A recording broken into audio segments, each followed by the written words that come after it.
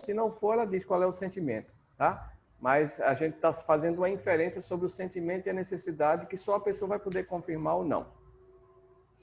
Tá bom? Então vou repetir o exercício, até porque eu comecei a gravar, e aí se alguém tiver alguma dúvida, eu estou repetindo muito para quem vai assistir de casa, mas se alguém tiver alguma dúvida, coloca aqui. Vai ter uma primeira pessoa que fala durante 3 minutos. Essa pessoa que fala vai falar sobre um conflito envolvendo masculinidade que ela viveu na vida dela. Tenta não escolher o maior trauma da sua vida, tenta escolher uma coisa simples, 3 minutos. Depois, 1 minuto, uma outra pessoa faz um parafraseamento, dizer o que entendeu, e não a opinião sobre o assunto, mas o que entendeu você dizer, quase que uma fala descritiva. E o terceiro papel, a pessoa vai dizer qual o seu sentimento naquela situação e qual a sua necessidade não atendida. Então, são 3 papéis que vão acontecer, total 5 minutos, né? 3, 1, 1. E depois repete com uma outra pessoa conta uma outra história e depois uma terceira pessoa. Então, são 3 pessoas. Ficou alguma dúvida? Esse exercício é de CNV também. Talvez alguém aqui já tenha até feito esse exercício em outras vivências.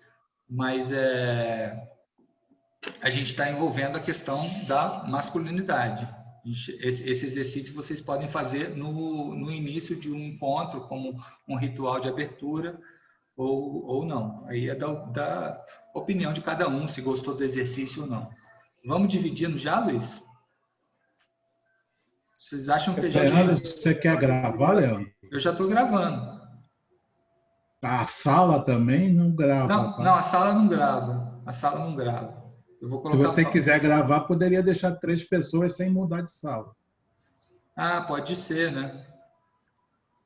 Mas aí, se a pessoa... Mas aí acho que não é interessante, não. Porque aí se a pessoa contar uma coisa muito íntima, não é interessante gravar, não.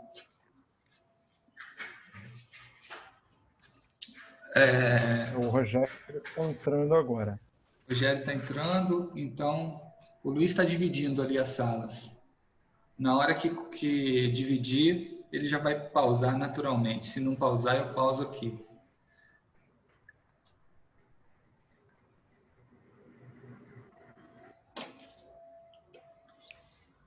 Aqui já está dividido, tá?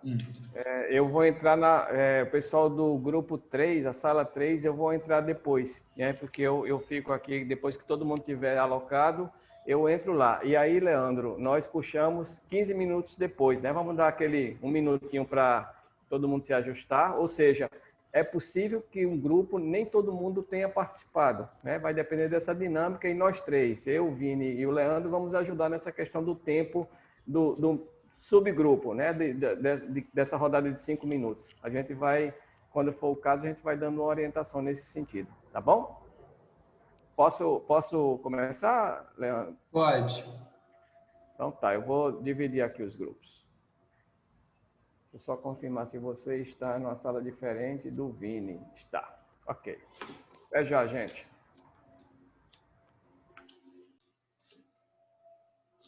Olha aí. Dei sorte no meu grupo, hein? Dei sorte. Só veio gente boa.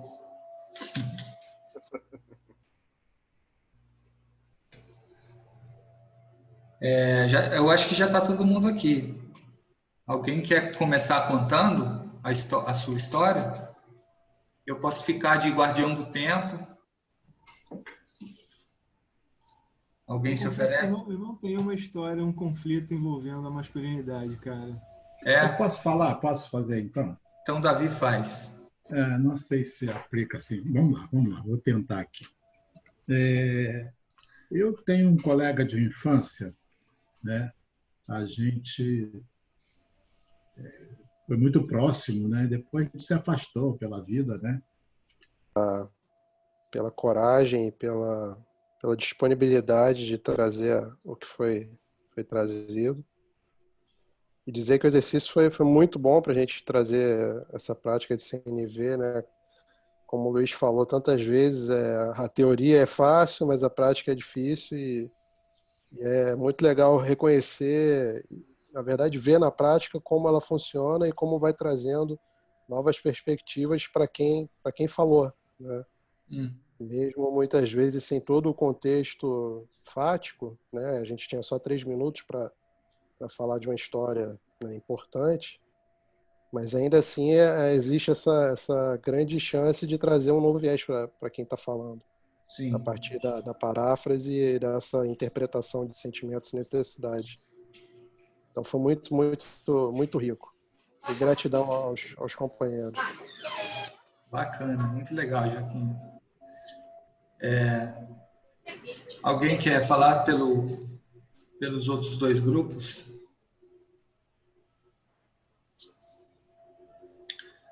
Eu vou aguardar até alguém. Fala, Joaquim estava no seu grupo, né, Leandro? Não, Joaquim estava no grupo do Vini.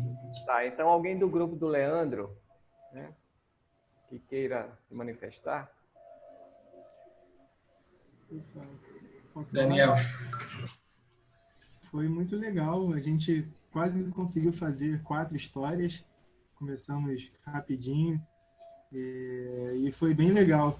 Eu vejo que o parafrasear é relativamente simples, apesar de que podem acontecer algumas confusões de compreensão, mas eu vejo grande dificuldade de nomear os sentimentos. Eu confundo um pouco com necessidades mesmo. Eu sei explicar o que eu quero dizer, mas me falta o nome daquele sentimento, talvez por desconhecimento mesmo, um pouco de ignorância. Então eu tenho essa dificuldade. Uhum. Tá, eu vou comentar isso depois, mas vamos ouvir mais um. Obrigado, Daniel. Vamos ouvir mais alguém do grupo do Luiz. O nosso grupo foi bem bacana, assim, a forma como ocorreu a prática, né? Uhum. E eu achei interessante a prática de parafrasear, porque o Luiz até comentou, né, que o Vitor conseguiu me parafrasear de uma forma em que ele amenizou os sentimentos que eu estava trazendo, que eram sentimentos conflituosos, de irritação, e conseguiu, tipo, me colocar numa situação em que eu observasse a mim mesmo com uma visão com menos julgamentos, né? Porque sempre quando a gente apresenta a nossa visão, ela também é carregada de julgamentos pessoais nossos, né? De nós mesmos, né? Então, assim, eu achei bem bacana isso e foi bem construtivo para mim. Muito legal, Pedro. Bacana te ouvir. Assim, eu fico feliz que os 3 grupos parece que fluíram bem legal. Sobre essa questão que o Daniel trouxe, eu já estava pensando em falar um pouco isso. Assim, a paráfrase ela realmente parece um pouco mais simples, mas ela parece simples porque você esteve num estado de escuta ativa, né? Você esteve ali, você estava num estado de escuta ativa e no nosso dia a dia nem sempre a gente está. Às vezes a gente esbarra com alguém na rua e conversa com a pessoa com a cabeça em outro lugar. Então a gente pesca momentos da fala da pessoa, a gente é incapaz de fazer uma paráfrase digna do que a pessoa realmente falou. Então tem isso, você já te dou a palavra, Davi, só terminar o raciocínio. Então realmente a paráfrase ela parece mais simples porque você estava em escutativa, e tem situações onde a paráfrase ela é um pouco mais complicada. Você tem certeza que são situações onde você infere alguma coisa. Por exemplo, a pessoa, você não fez, você era o encarregado de varrer a casa, você não varreu, e a pessoa que tá com você na mesma casa passou emburrada, você infere que ela está emburrada porque você não varreu a casa. Essa inferência, geralmente, para nós, ela é muito óbvia, e se a gente vai fazer um questionamento para a pessoa, eu estava emburrada por causa de outro motivo, não tem nada a ver com varrer a casa, entendeu? Então, às vezes, acontece esse tipo de situação. Mas no momento em que você está escutando uma história e você está em escutativa, você vai fazer a paráfrase com muita facilidade. Em relação a essa coisa do sentimento, de nomear sentimento, é comum. A gente percebeu claramente no nosso grupo que, né, foi a parte onde deu mais assim, o gaguejar, né, de não saber direito qual é o sentimento. Aí o que eu aconselho?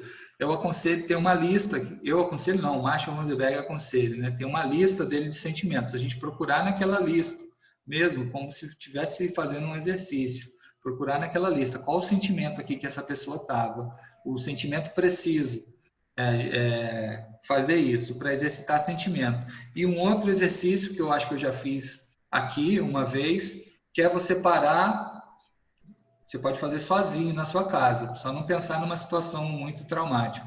Você para e pensa numa situação. Pensa mais profundamente nessa situação, de olho fechado. Aí faz, como é que eu estava me sentindo? Né? Quando aconteceu isso, como eu estava me sentindo? Dá um nome para esse sentimento.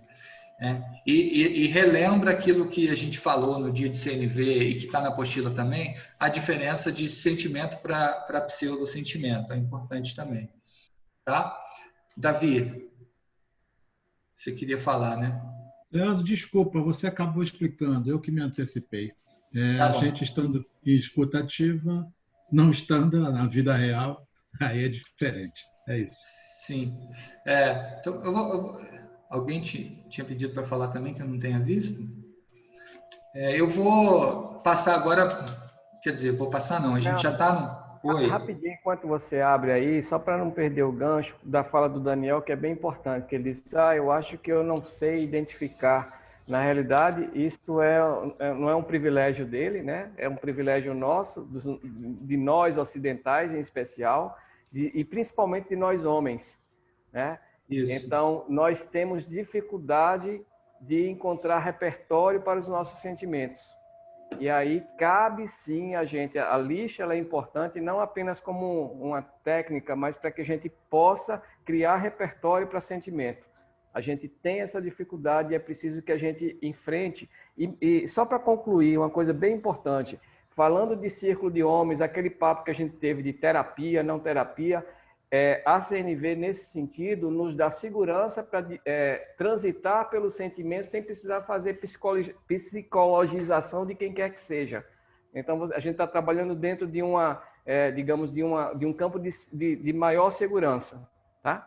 Isso é bem legal de destacar também. Muito bom, Luiz. E acho bacana você ter feito essa fala, e o Daniel a fala anterior, porque já conecta direto com o que a gente está para tratar aqui, que é a questão da masculinidade. Por que a gente colocou esse encontro de hoje no final, né? Por que esse não é o primeiro encontro?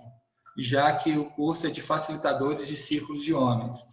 É porque a gente queria atravessar alguns conteúdos que a gente atravessou, que foram, por exemplo, agora que a gente acabou de usar a CNV. A gente quis atravessar antes a aula do Vini, a aula ou vivência, chamem do que quiser, né? Às vezes a aula parece uma coisa mais careta. A vivência, o dia que a gente esteve lá com o Vini.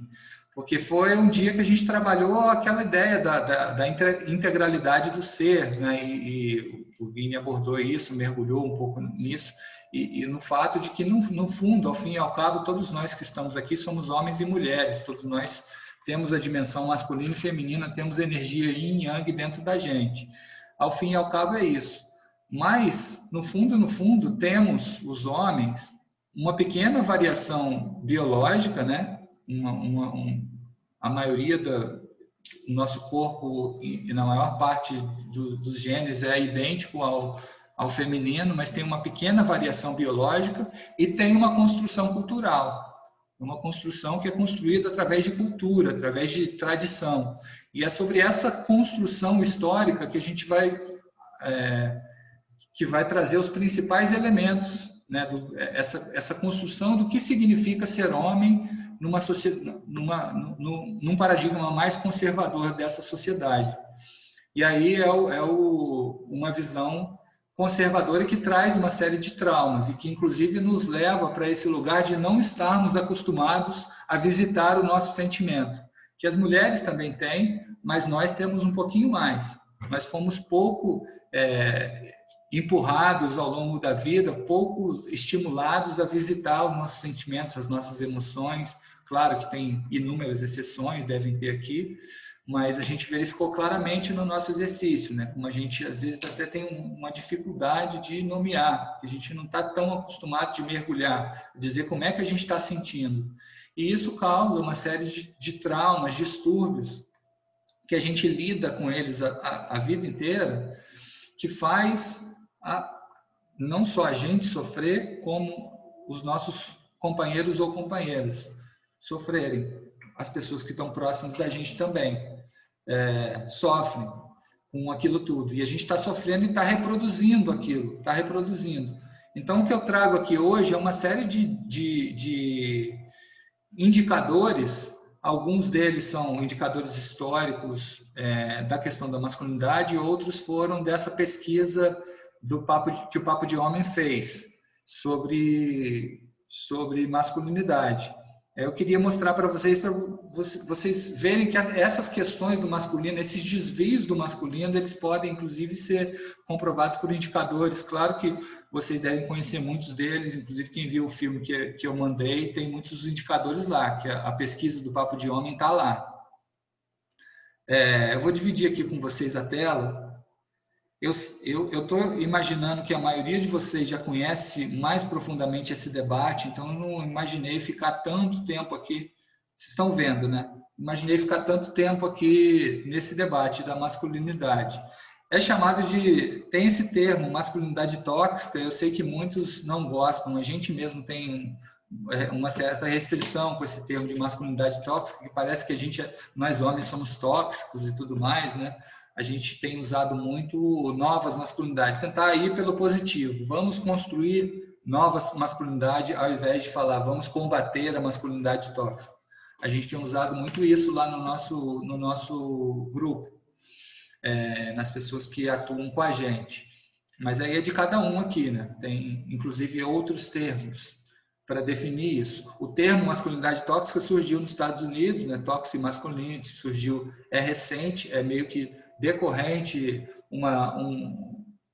do próprio debate que é colocado historicamente pelo movimento feminista, até que homens começaram a debater isso como uma espécie de toxicidade no comportamento masculino e criaram esse termo de masculinidade tóxica. O Brasil acabou incorporando.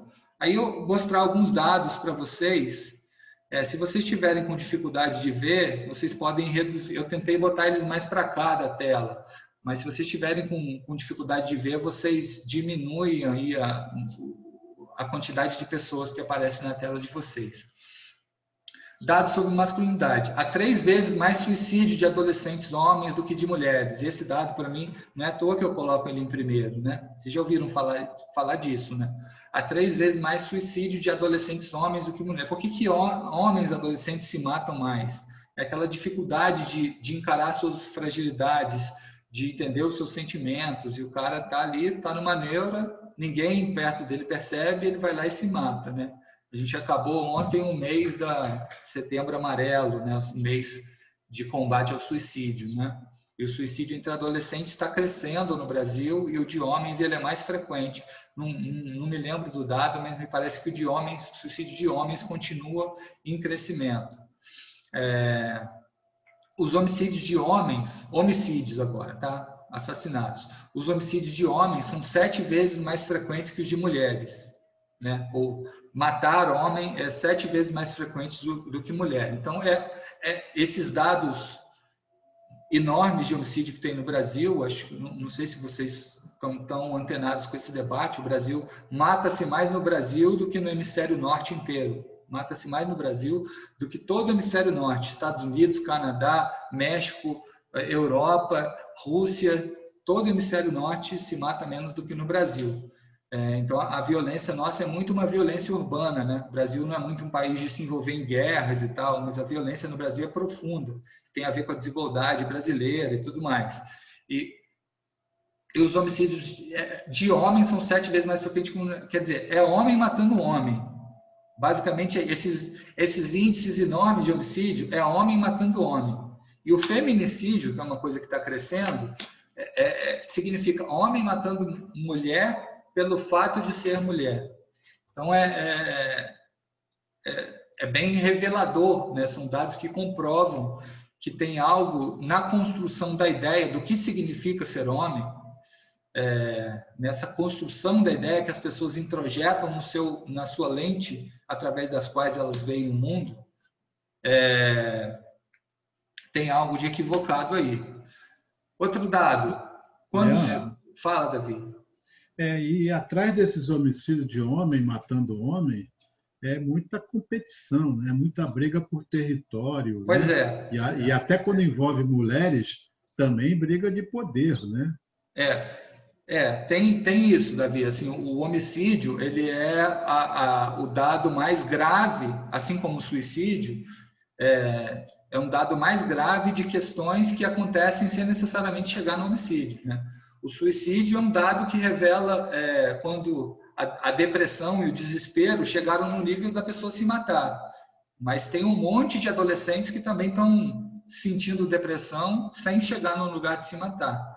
É um momento que chega, assim como o homicídio, né? Eu acho assim, você fala a questão da competição, acho que não tem competição, eu acho não, é o que dizem as pesquisas, né? Não existe competição só entre homens, as mulheres também são bastante competitivas, né? Mas essa competição, ela se organiza de uma outra forma. Ela se organiza nos gêneros de forma diferente. É isso que a gente tem que entender. Por que ela se organiza no gênero? A competição no mundo corporativo, ela é muito carregada dessa masculinidade. Acho que é um pouco disso que você está falando, né? A competição no universo feminino, ela se organiza de uma outra forma. Olha esse dado. Quando sofrem abuso sexual, os homens demoram em média 20 anos para contar. Isso é muito claro, assim, para mim. Assim, o cara tem vergonha, ele não vai falar para as pessoas próximas que ele foi abusado sexual, que é uma vergonha muito grande para ele falar. É considerado uma coisa muito vergonhosa ele contar que foi abusado sexual, que o tio dele abusava dele e tal. Ele fica guardando aquilo. No que ele fica guardando aquilo, ele se mata ou fica, né, tem desvios psíquicos. É uma coisa muito séria, 20 anos para contar. 30% dos homens sofrem de ejaculação precoce, esse dado está lá no filme. 60% dos homens afirmam lidar com distúrbios emocionais, ansiedade, depressão, insônia e vício em pornografia. Essa questão do vício em pornografia, eu só vou fazer um adendo que não é necessariamente que a pornografia seja sempre negativa, né? Às vezes, talvez pela iniciação sexual, existem uns teóricos que vão defender o uso da pornografia para a pessoa ir se iniciando em conhecer seu corpo e tudo mais. O problema é o vício em pornografia, é ser viciado. Agora, outras questões aqui. Tem mais esse só, tá, gente? 78% dos pais ensinam os filhos a não... O que está escrito aqui? Deixa eu arrastar. A não se comportar de modos que pareçam femininos. Quer dizer, quando ensina a criança a não se comportar de modos que pareçam feminino, é que essa criança já tem construído dentro dela uma ideia de coisas que são do feminino e coisas que são do masculino. Por exemplo, brincar de boneca é uma coisa do mundo feminino. Por exemplo, sei lá, dar risada muito alto, sei lá, coisas assim, coisas que são associadas ao feminino porque é uma construção cultural, que na verdade não tem por que ser associado com o feminino. E 78% dos pais, quase 4 em cada 5, ensinam os seus filhos a não se comportar de modo que pareça feminino. 73% é ensinado a ser fisicamente forte. É o dado assim, que você precisa ser forte, precisa ser viril, precisa mostrar virilidade. Então, um cara assim, tipo eu, que é mais fracotezinho, não é muito forte, isso é dado como uma coisa que o cara é menos homem, né? A pessoa é menos homem nesse sentido. Então, é uma construção também. Fala, Fábio? Luiz, é só uma parte, né? Porque além dessa questão que você está relatando, isso aponta para um outro lado, que é dizer que o que é feminino não é bom. Então, uma destruição. Além da desconstrução do masculino, né, de um masculino padrão, você desconstrói o feminino como algo negativo. Perfeito, Luiz. É bem isso mesmo, é bem observado. E outra coisa, gente, eu não estou vendo todo mundo aqui na minha tela, então se vocês precisarem me interromper, simplesmente abre o microfone e interrompam. 67% dos pais ensina a ser responsável pelo sustento financeiro da família. Ensina que você é o responsável por sustentar a sua família. É aquele debate sobre o homem provedor que a gente já falou lá no nosso trabalho principal. A gente fala bastante essa coisa do homem provedor. E que é um peso que a gente carrega, né? Um peso que a gente precisa sustentar a família e, às vezes, o homem... A gente já ouviu várias vezes o relato do homem considerar indigno... Tá gravando, não tá? O meu aqui não está mostrando que está gravando. Está gravando. A gente considerar indigno que a mulher ganhe um salário maior do que a gente. A gente já ouviu isso várias vezes, né? E sem julgamento aqui por quem falou isso. Só mostrar como isso está introjetado no nosso imaginário. Se a gente tem uma companheira, ela ganha um salário maior, a gente fica um pouco envergonhado. Isso é bem comum. A gente não deve se sentir menor por pensar isso, mas precisa trabalhar isso. Isso precisa ser trabalhado. 48% dos homens é estimulado a dar em cima das mulheres sempre que possível. Isso aqui, eu acho até que 48% é um índice bem baixo. Metade dos homens, eu acho que é mais. É estimulado a dar em cima das mulheres sempre que for possível. É um estímulo que os próprios pais dão. E só 10% já conversou com o pai sobre o que significa ser homem. Então, são dados bem chocantes, né? Aí eu trago os dados de violência associados à masculinidade. Vamos passar rapidamente por eles. Entre 2007 e 2017, 619 mil brasileiros foram vítimas de homicídio. 92% das vítimas são homens. A gente falou sobre isso. Com 800 mil presos... Alguém chamou? Com 812 mil presos, o Brasil tem a terceira maior população carcerária do mundo. 95% são homens. De cada 20, 19 são homens. Os dados de feminicídio que eu falei aquela hora. Em 2018, aumentou os dados de feminicídio de 1.047 para 1.173.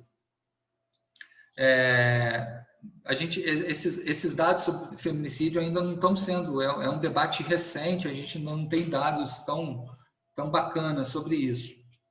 Mas 39% dos homicídios de mulheres acontecem na casa delas, contra 15% dos homens. Quer dizer, 2/5 das mulheres, o assassinato acontece na casa, com pessoas que são próximas. Só reforçando, né, Leandro? Porque a questão de registro, de dar queixo, isso é algo muito recente. Porque antes tem muito medo de dar qualquer queixo, de fazer qualquer registro, né? Então isso está sendo mudado, é muito recente essa mudança. É muito recente, bem observado, Vini. Inclusive esse aumento do feminicídio, no debate acadêmico, as pessoas não sabem se aumentou o feminicídio porque ele aumentou mesmo, ou porque aumentaram as notificações, né? As pessoas começaram a denunciar um pouco mais. Nas delegacias começou-se a se registrar feminicídio, quando antigamente nem se conhecia, os delegados nem conheciam essa palavra. Então tem isso também, aumentou as notificações. É uma coisa recente, os dados não são tão confiáveis assim, mas a gente está vendo cada vez mais relatos de aumento no número de feminicídio, né? A polícia registrou quase 50 mil estupros em 2016. Entre os estupradores, amigos ou conhecidos são 30%, e o pai ou padrasto da pessoa, 24%. Então, estupro, quando você coloca uma lupa nos dados, você vê que boa parte dos estupros acontece com crianças até 13 anos de idade, o que é assustador, né?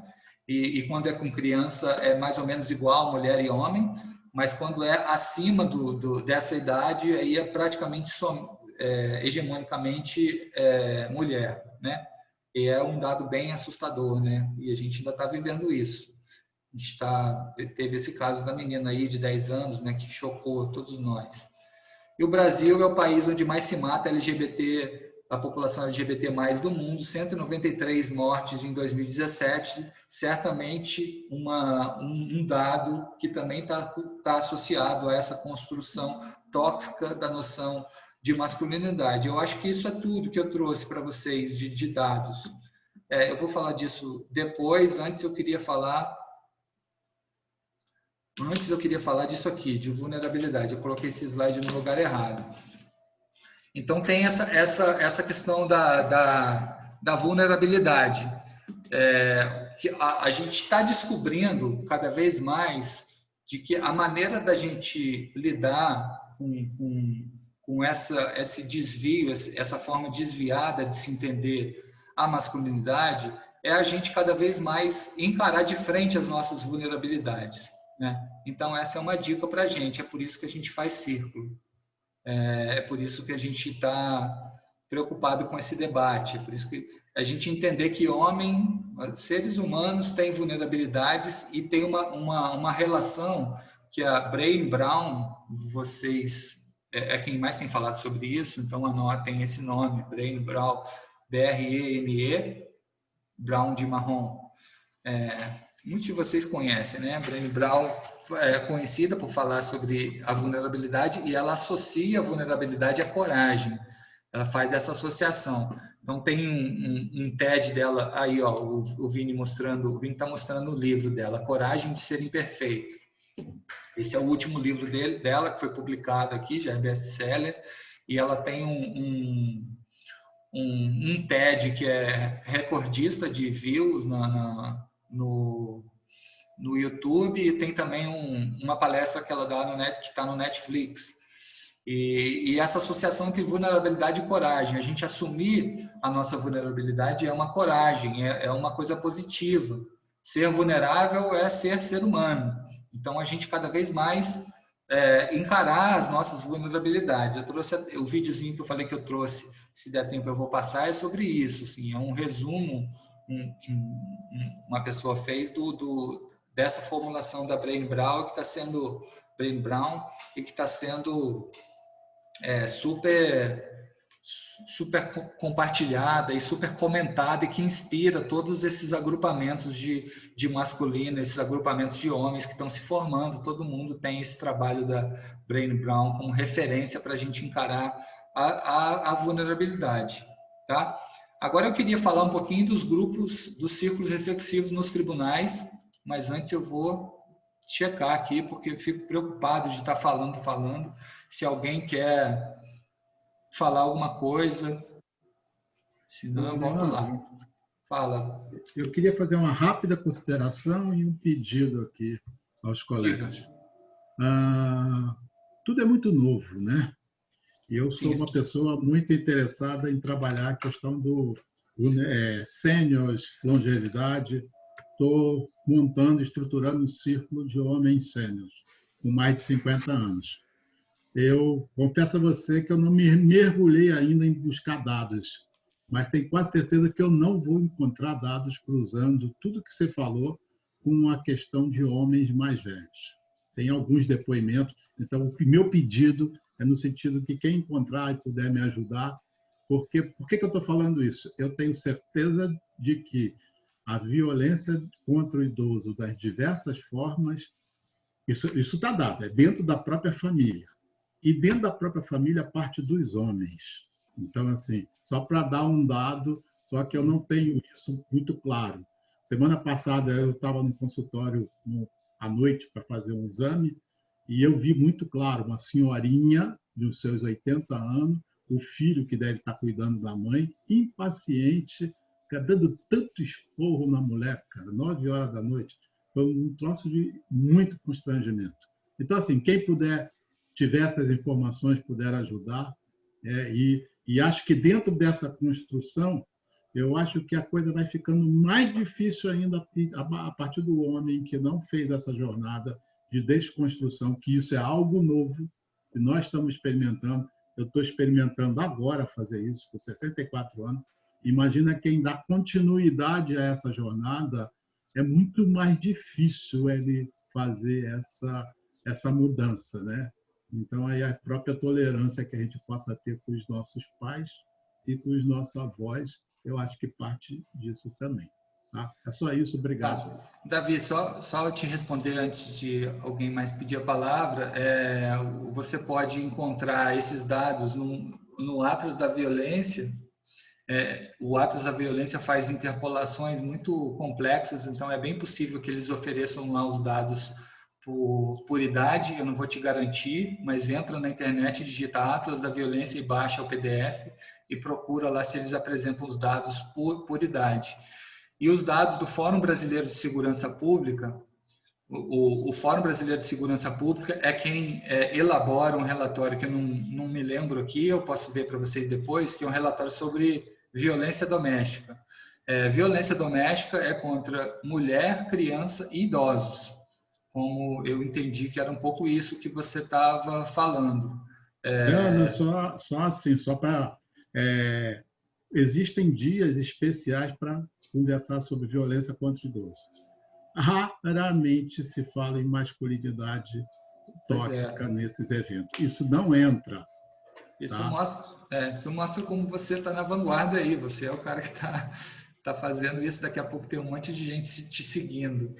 Só uma juíza aqui no Rio que ela trabalha na vara de família e ela diagnosticou muito de forma lamentável dessas pessoas de mais idade por conta do Viagra, largando as mulheres, a família, trocando por pessoas mais novas. Então, isso é a única informação clara nesse sentido. Mas obrigado, aí não vou tomar muito tempo, não.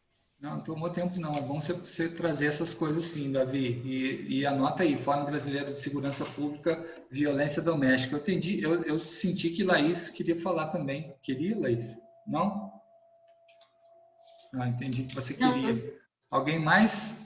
Ou a gente eu só ia dar uma reforçada no que o Davi está colocando, porque um dos dados que você apresentou, Leandro, é a influência cultural, né? A formação, a bagagem. Então, a geração que nasceu, eu vejo pelo meu pai, principalmente, nasceu na década de 40, nasceu na década de 50, é muito forte, né? E você, depois de uma certa idade, mudar a visão de mundo é muito difícil. Aquilo está muito forte. É muito forte mesmo, né? Assim, você, Davi, é com certeza vanguardista aí. E como você vai estar falando na mesma linguagem, né? Também está nessa... Vai ser muito mais ouvido do que um jovem falando para um idoso, né? Esse poder de lugar de fala, né? Você também, como se colocando, né, na mesma, vai ter um poder de influência muito positivo.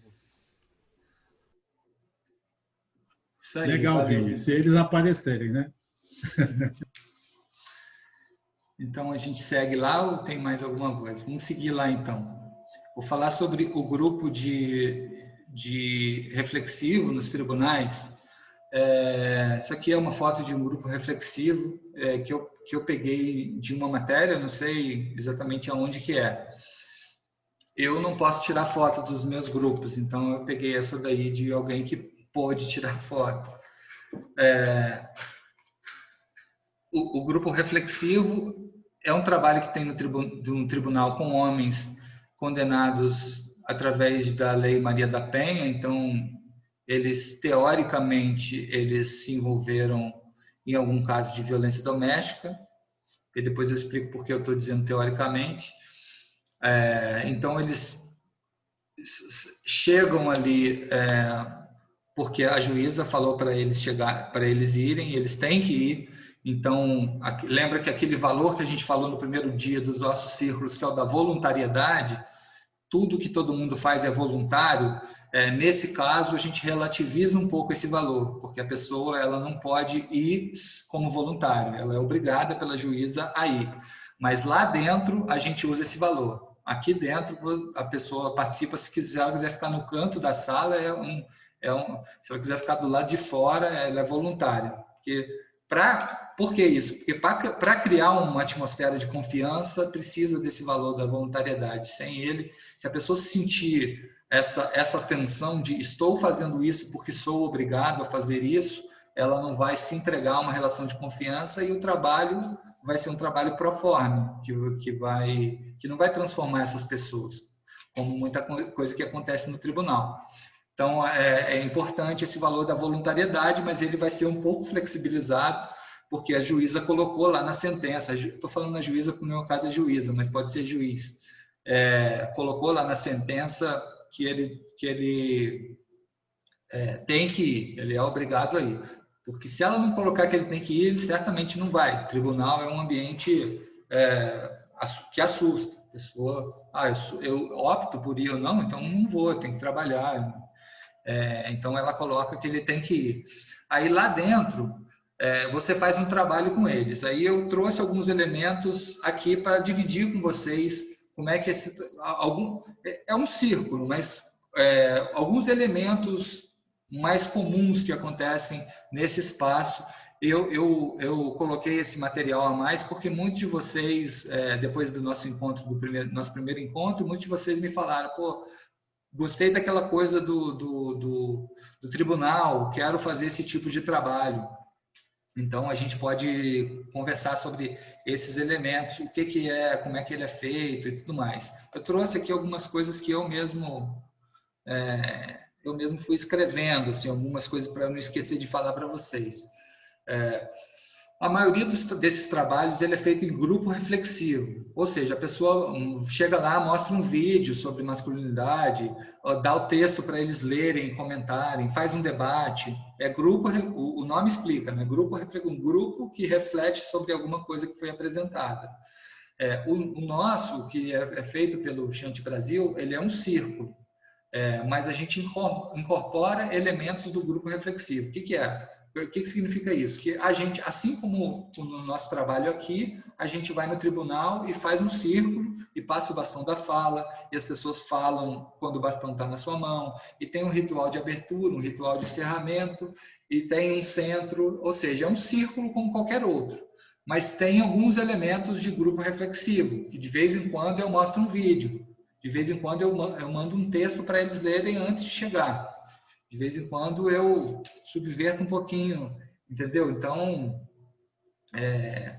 a gente faz o círculo porque eu confio muito no poder de transformação do círculo. Eu tenho visto todos esses anos a capacidade de transformação do círculo de construção de paz, mais do que somente o grupo reflexivo. Mas a maioria dos trabalhos que existem no Brasil chama-se grupo reflexivo e não faz o círculo.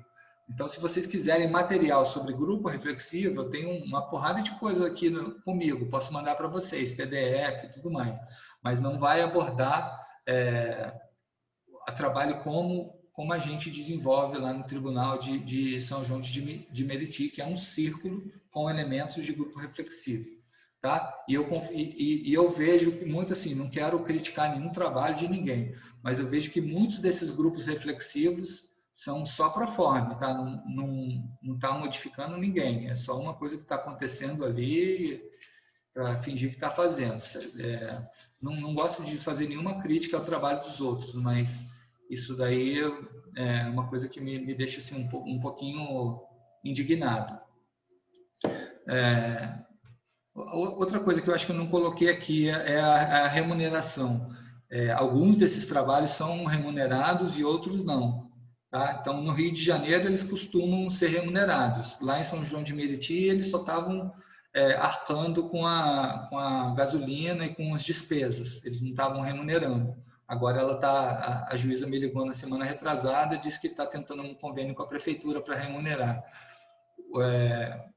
Então, às vezes eles são remunerados, às vezes não. Depende do fórum, depende da capacidade deles de usar recursos de lá e tudo mais. Então, tem essa questão. Tá?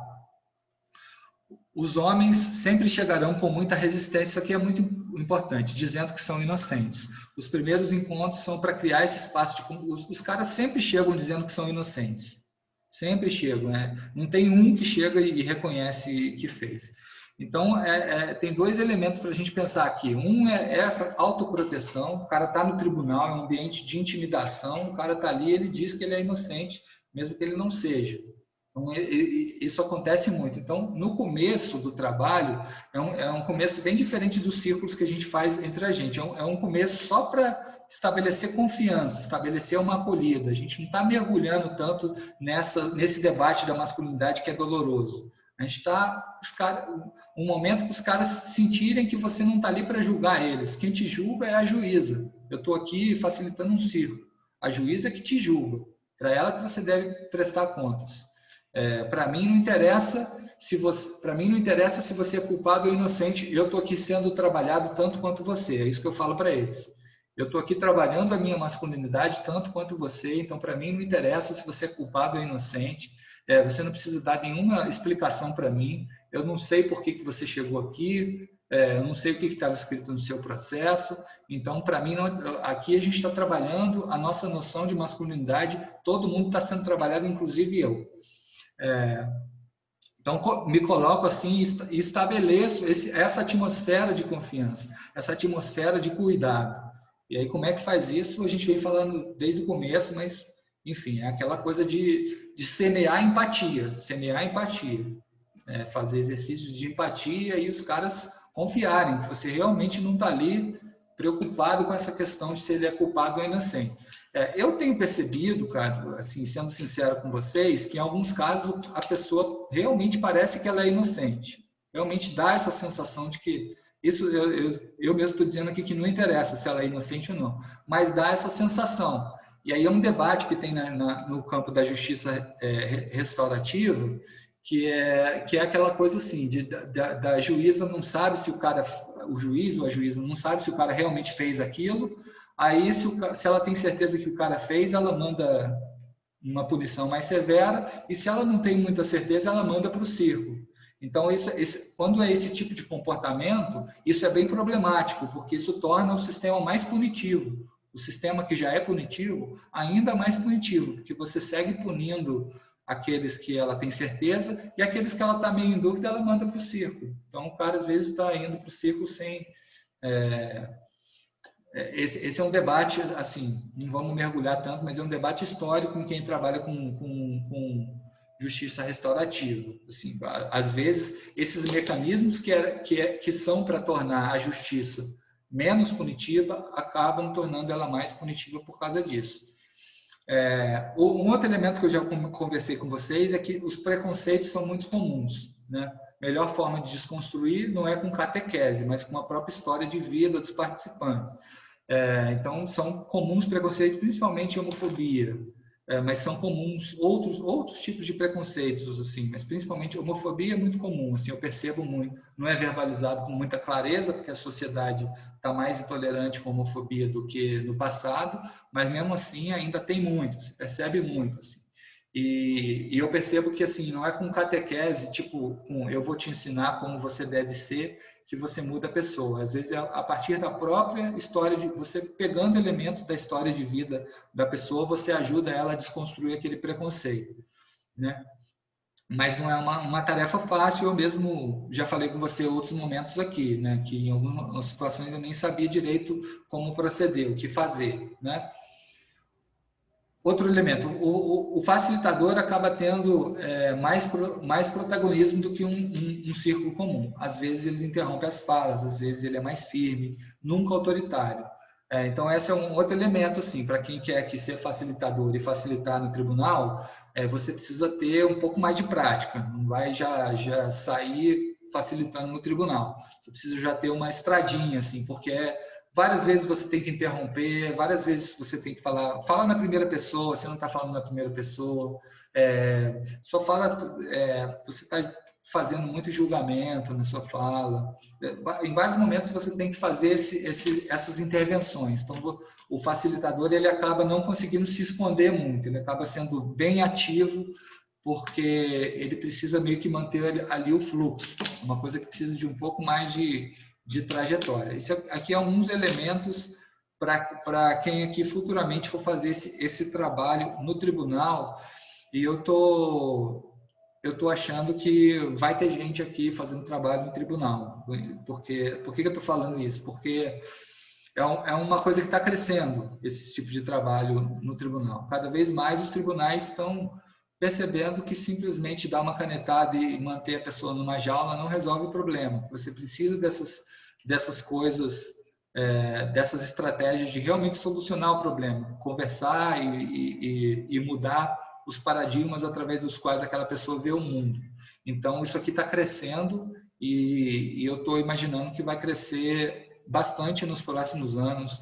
Tem cada vez mais juízes que estão se atentando para essa necessidade de se trabalhar dessa forma. E o tribunal está cheio de dinheiro, né? Só que esse dinheiro está empregado em coisas, não necessariamente nesse tipo de trabalho, que é onde deveria estar esse dinheiro. Então, eu estou crendo que no próximo período vai surgir mais trabalhos desse tipo. É por isso que eu acho que quem aqui seguir nessa coisa de ser facilitador de círculo, em algum momento vai estar facilitando o tribunal. Tá? Acho que era isso. Depois eu já é esse exercício que eu vou voltar nele. Aí, vamos voltar aqui para ver se tem falas.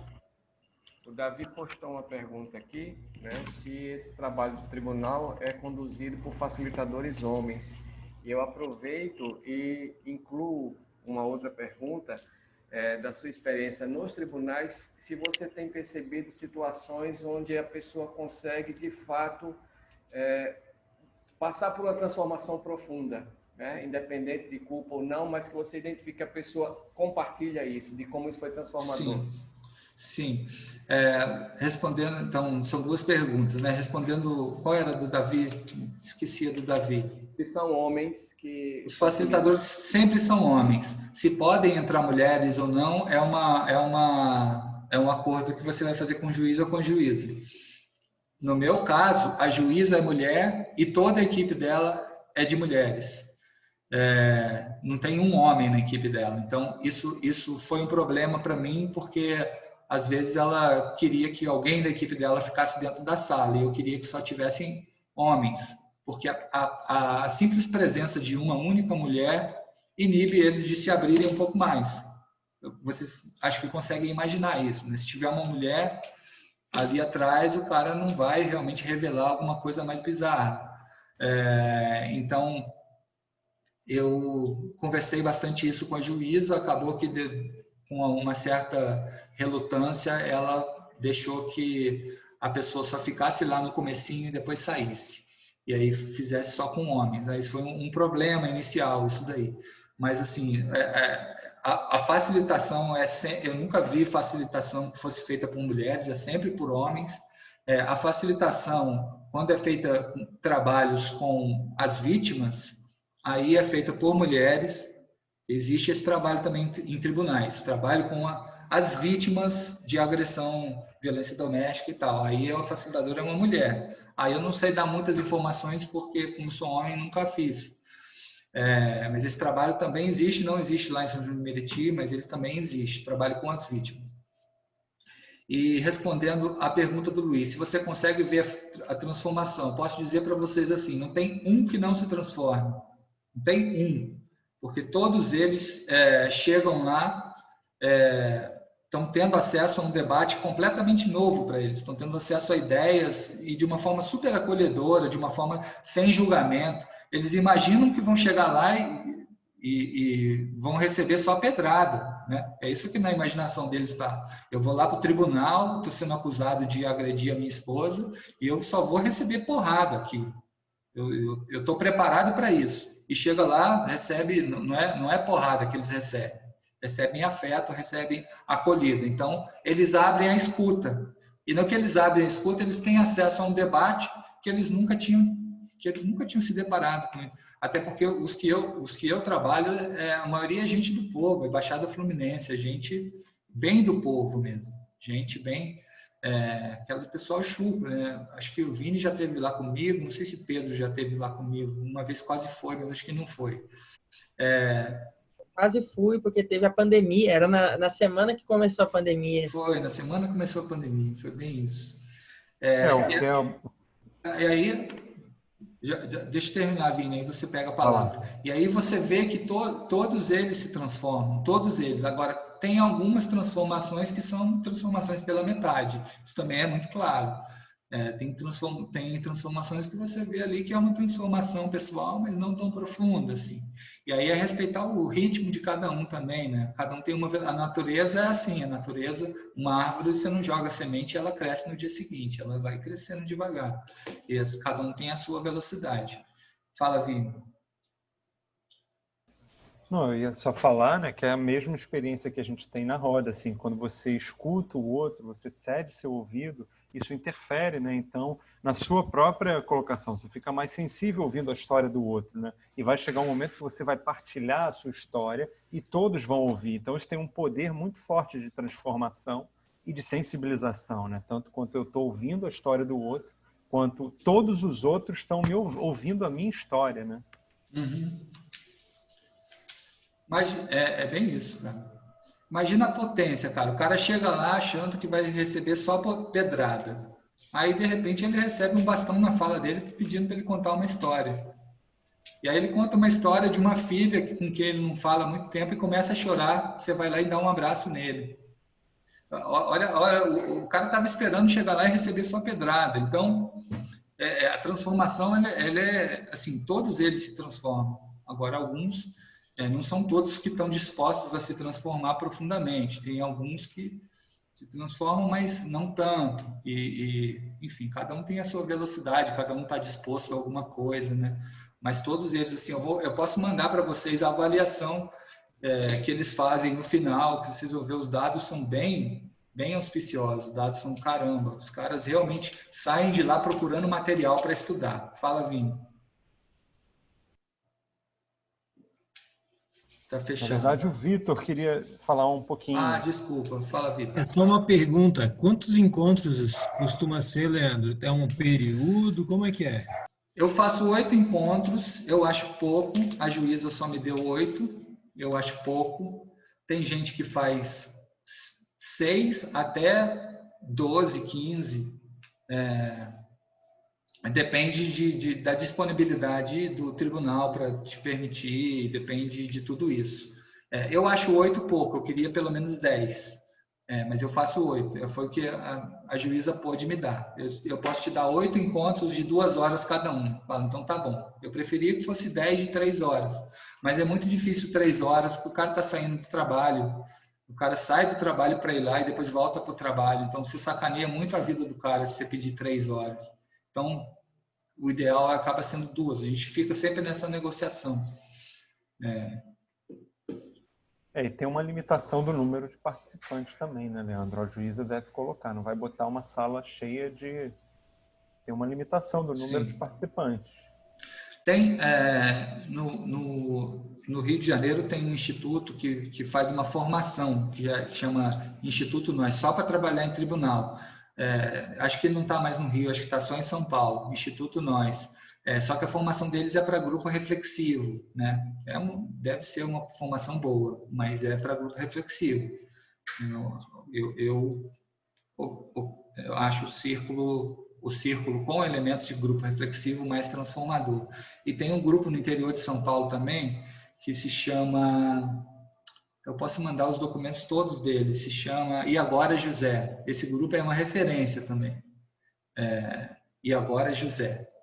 Eu posso mandar tenho aqui no computador todos os documentos de como eles fazem o trabalho, quantos encontros são, qual o tema de cada encontro, tudo isso certinho, assim. E posso mandar o meu também, como é que eu faço. Então, quem tiver interessado, eu posso mandar. Então, é isso, né? A gente vai para o exercício, já são 8 horas. Então, acho que... Aí agora, para ir já encaminhando para o final desse encontro, eu prometi para vocês no dia de CNV que a gente ia voltar naquele exercício de situações que podem acontecer no círculo e o que a gente faz em relação a elas. Então, eu trouxe eu tinha preparado 4 dias naquele dia, faltou 2, eu trouxe essas 2 para a gente trabalhar aqui hoje. Eu estou deixando mais para vocês responderem o que fazer, porque eu não quero muito dizer, isso é o certo, né? Eu não quero dizer qual que é o certo. Todo mundo aqui é maduro, muita gente aqui conhece CNV, então, o que você faria? Eu posso dizer o que eu faria. Tá? Não quero dizer que existe um comportamento que é o certo a se fazer. Então, por isso que eu estou deixando um pouco aberto, fica parecendo uma partilha, mas não é necessariamente uma partilha, é mais para a gente trocar o que fazer nesse tipo de situações que realmente acontecem no círculo. Esse é um exercício que eu preparei, e um outro exercício que eu preparei, que eu acho que a gente precisa não deixar de fazer, mesmo que avance um pouquinho no tempo, é de pegar alguns depoimentos de mulher e dizer o que você sente quando lê isso. Então, porque é uma possibilidade de círculo também, que vocês podem fazer ele inteiro assim, tipo, pegar um depoimento de uma mulher, pegar-se, sei lá, 10 depoimentos de mulheres que escreveram, você vai ler esse documento e perguntar o que você sente quando lê isso. Que aí é um modelo de círculo que está bem conectado com a coisa de trabalhar realmente masculinidade direto no ponto. Não está muito naquela coisa que a gente faz de trabalhar um tema, né? A gente trabalhou a raiva no último encontro. Então, a gente, através de trabalhar a raiva, a gente está trabalhando as noções de masculinidade. Ou trabalhar, qual foi o outro tema que a gente...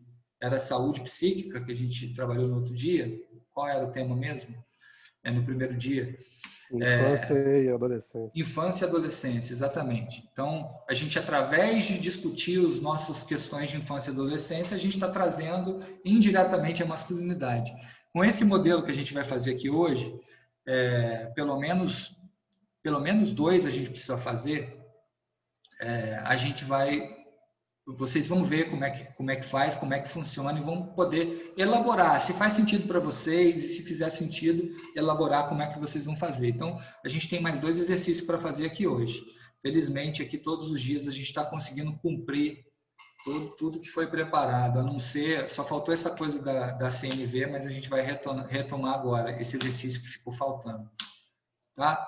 Então, vou dividir com vocês as 2 situações, mas vocês leem só a situação 3. Aquele dia a gente fez a 1 e a 2, está faltando a 3 e a 4.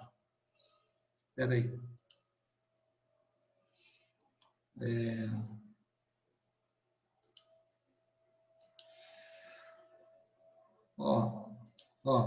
O tema do seu círculo... Caraca, vai. O tema do seu círculo é namoro. Um participante diz que já teve muitas namoradas. Ele sempre foi muito bonito, uma pessoa muito popular. Pegava geral. Eu apenas estava me aproveitando do que a natureza me deu. Essa situação vale intervenção? E se vale, o que você faria?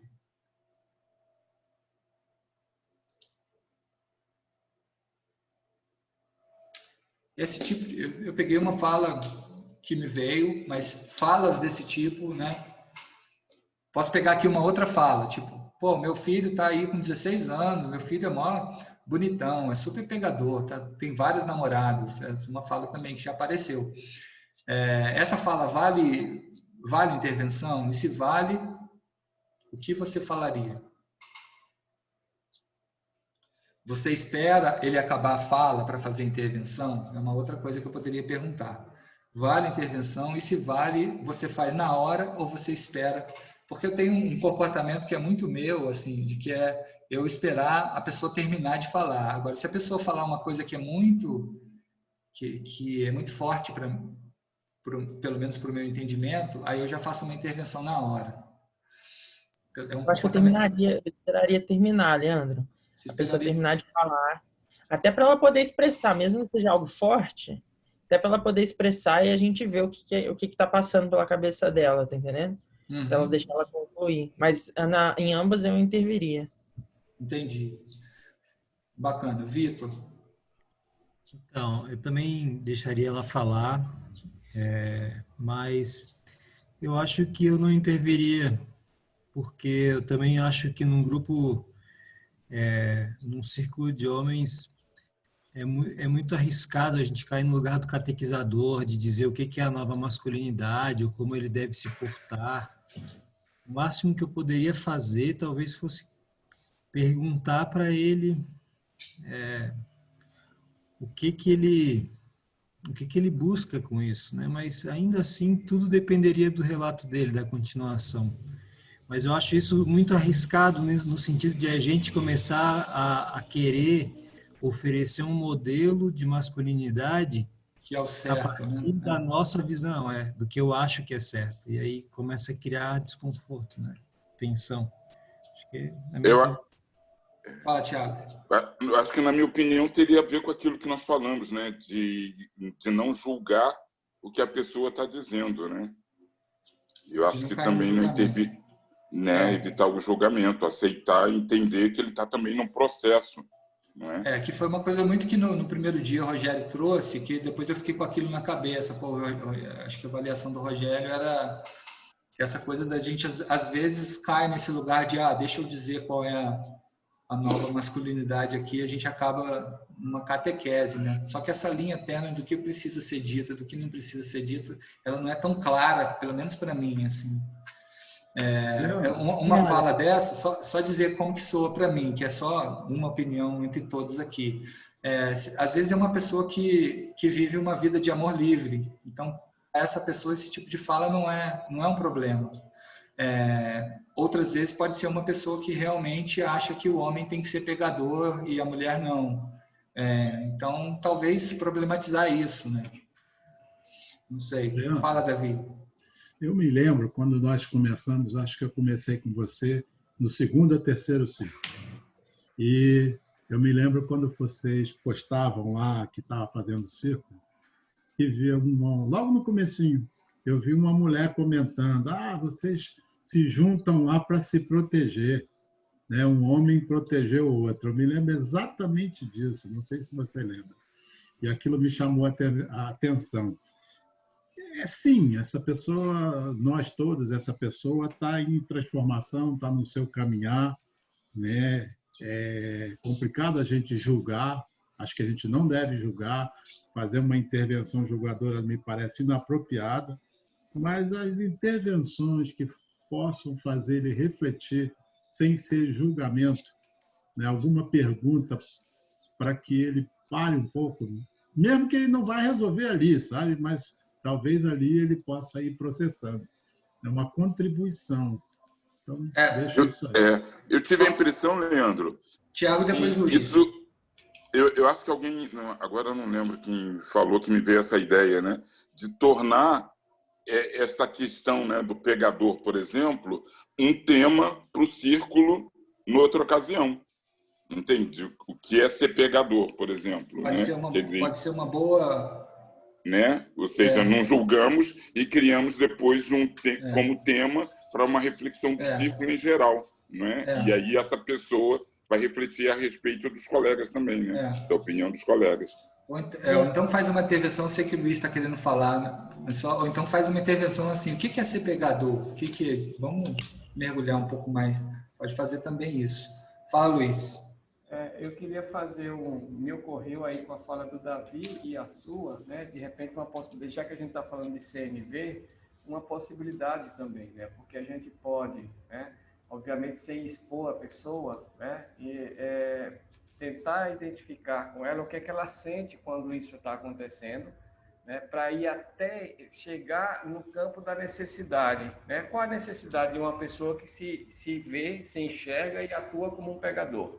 Porque na hora que você chega na necessidade, eu acho que, preservando os dois extremos que você colocou, alguém que acredita no amor livre e alguém que tem, por crença, que ele tem que ser um predador, né?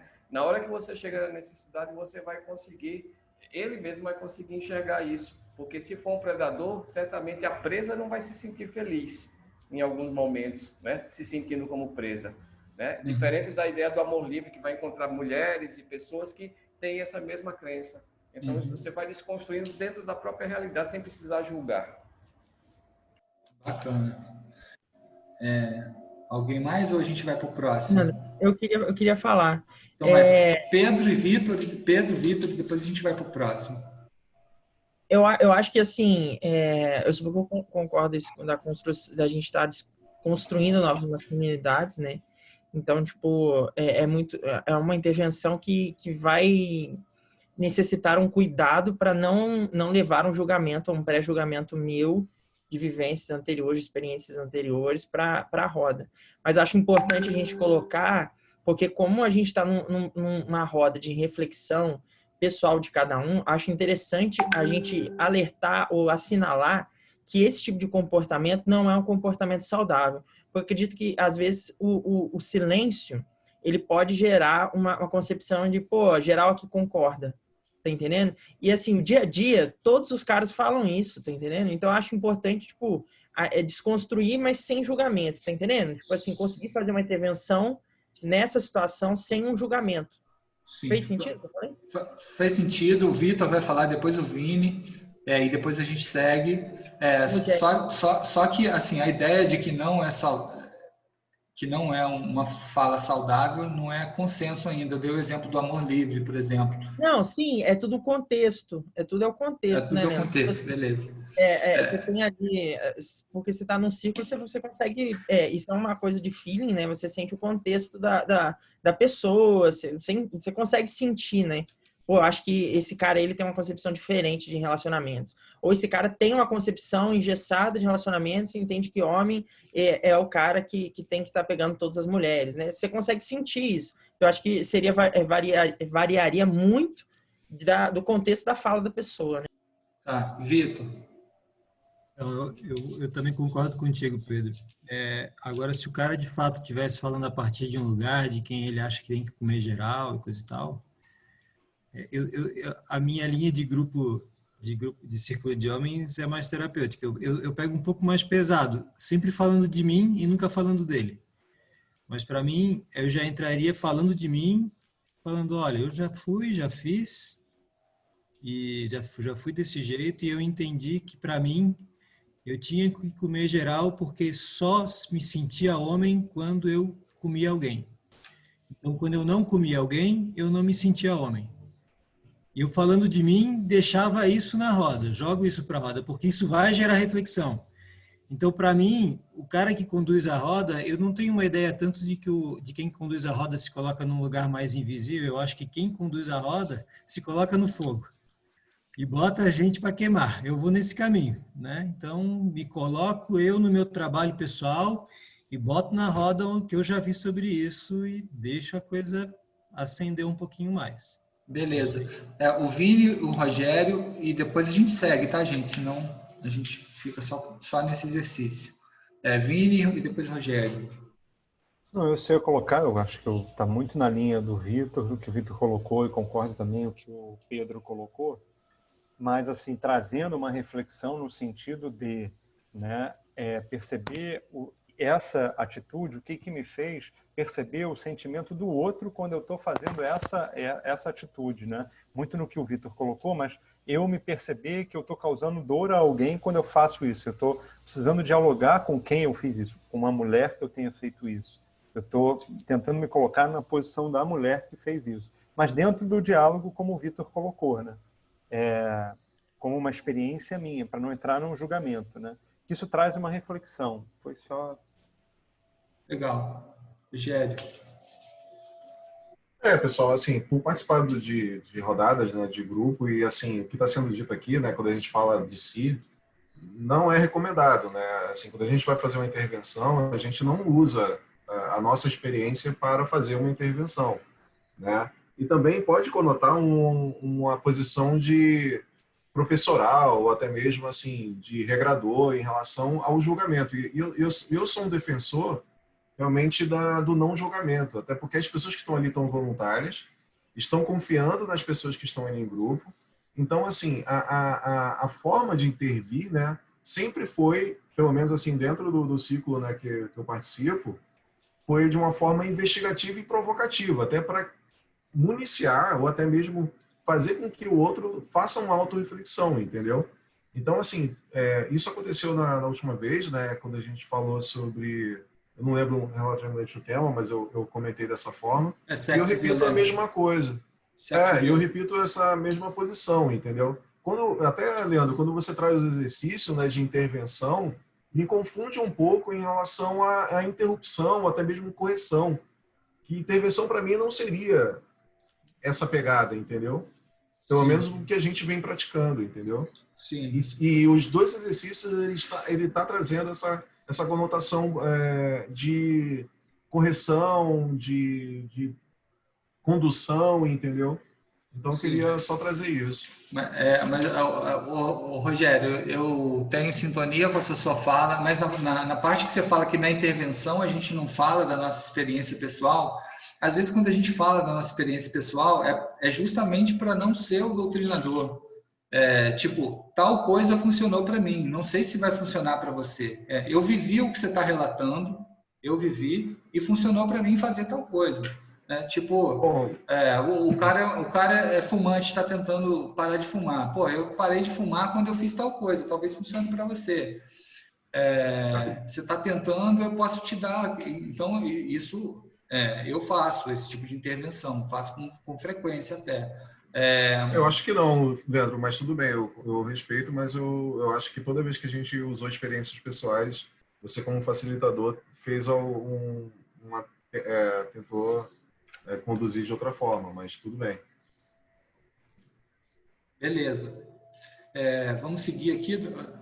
Vini, se for importante você fala, mas eu queria seguir para o próximo. Só para ter um esclarecimento, que eu acho que é uma coisa que é interessante, né? Porque me veio uma reflexão.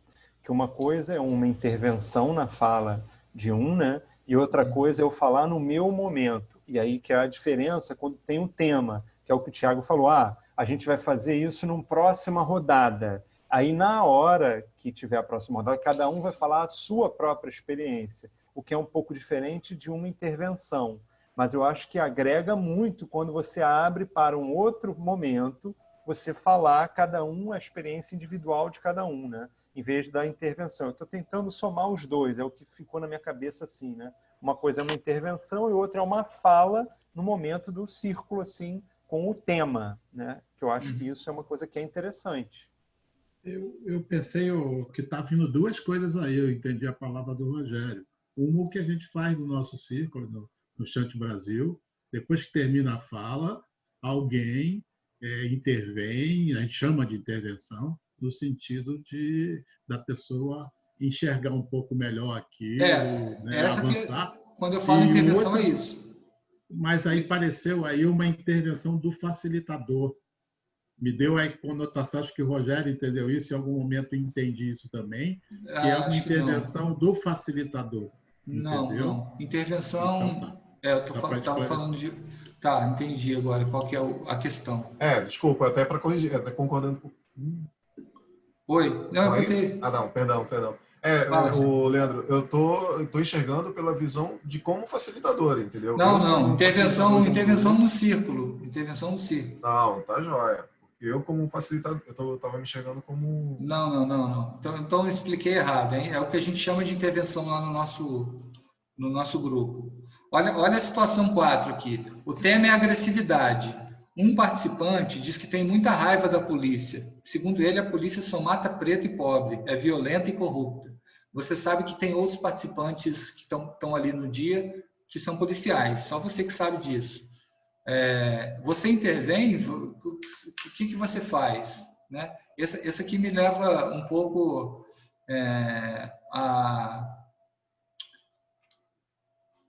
Isso aqui me leva um pouco ao que o Vitor trouxe um dia aí, quando ele disse que o desconforto é uma coisa que é muito presente, né? Eu, às vezes, sinto esse desconforto. Tipo, o cara faz a polícia só mata preto e pobre. E aí eu sei que tem alguém ali que é polícia. E aí eu fico um pouco desconfortável quando isso acontece. Não sei muito o que fazer, mas talvez o que fazer seja deixar rolar, né? Talvez... digam aí. Oi.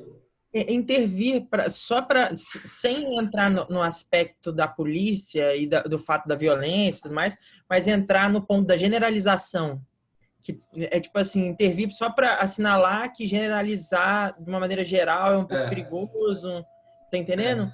Tipo assim, sem falar do lance da polícia, sem falar do lance da violência. Olha, eu acho que porque a generalização é complexa, porque tem muitas variáveis que intervêm nessas possibilidades, mas reconheço e acolho esse seu sentimento, né? Provavelmente isso vem de experiências pessoais da pessoa, né? E ela projeta para toda a polícia, né? Generalizar é perigoso, né? Enfim, eu acho que eu pautaria só isso aí. Esse eu pautaria o fato de policiais matarem mais pretos, porque é uma realidade, realmente matam mais pretos, mas, tipo assim, eu iria para esse campo da generalização, porque eu acho que a generalização carrega por si só raiva, ódio, tá entendendo? Por você ter raiva e ódio, você generaliza, né? Mas até para falar isso, a gente precisa falar de um jeito, assim, essa preocupação do Rogério está tendo, assim, a gente precisa falar de um jeito de não ser catequese ali, né? Até para falar isso. Mas, Leandro, de novo, se você é o facilitador e você sabe que ali tem um policial, é uma questão. Se é quem sabe que tem um policial, é um participante do circo, que na hora de intervir coloca isso, é outra situação. Perceba que a condução do facilitador vai ser diferente. O facilitador, sabendo que é um policial, vai ter um incômodo que vai impactar todo o círculo, né? Então, só para esclarecer a questão aí do que o Rogério trouxe, que eu concordo. É importante porque tem um policial no grupo ou é importante porque a fala é uma fala equivocada? É isso que eu estava pensando também, Marcelo. Podia ser qualquer outra coisa. O cara pode falar que odeia gay e assim, você não sabe se tem gay ou não no grupo. É pelo princípio da coisa, e não pela presença de alguém que poderia se sentir ofendido. Sim. Eu acho que eu iria no campo da generalização e não pelo fato do policial, tá entendendo? Porque ter o policial ou não ali não tira a carga de ódio da fala dele, tá entendendo? Mas acho que, assim, ter o policial ali se torna uma questão, visto que pode afetar forte, assim, a egrégora do círculo, né? Sim. Talvez colocar uma das regras é falar em primeira pessoa e evitar generalizações. Então o cara generalizou, opa, cartão amarelo. Falou, aí, calma, não vamos evitar generalizar. Vamos falar de si, vamos falar de uma situação pontual. O que aconteceu? E aí talvez seja entrar na hora que o cara começou a generalizar. Você está vendo que ele está indo para um lugar que, puxa, vai criar desconforto. Amigo, vamos evitar generalizar, vamos falar de situações concretas, vamos focar aqui. E aí, realinha... A saída do... O que você falou, Marcelo? Deu uma picotada. A corte a gente faz no começo de toda a reunião, né? Então, isso é uma pauta. É isso, gente. Vamos para o outro exercício, então? São 8h25. Acho que a gente aproveitou bem o tempo. Rapidinho com relação a esse exercício que é tão rico, né? É falar também da crença que o facilitador precisa ter também na dinâmica do grupo, na mágica que nessa egrégora que você fala, porque isso também é extremamente autorregulador do próprio grupo, né? Mais do que o julgamento, obviamente o julgamento não tem esse poder, mas assim, o grupo, ele uma faísca dessa que surge, um grupo maduro e um grupo coeso, ele consegue também se autogerenciar, se autorregular e aprender com isso. Então, nesse sentido que o Luiz está trazendo, a presença de um policial talvez seja até positivo, que o cara pode, de repente, pedir a palavra, né, já que a intervenção qualquer um faz no nosso modelo, né? O cara, no final, o cara acabou a fala dele, o cara pede a palavra e diga, olha, eu acho que você... quando você falou tal coisa, me soou genérico, porque eu, por exemplo, sou policial. Isso vai dar uma chacoalhada ali, mas se tem um campo mantido, um sustenta o outro. Então, talvez a presença seja até uma coisa benéfica, assim, que o constrangimento surge, mas esse constrangimento ele é curado, todo mundo amadurece com aquilo.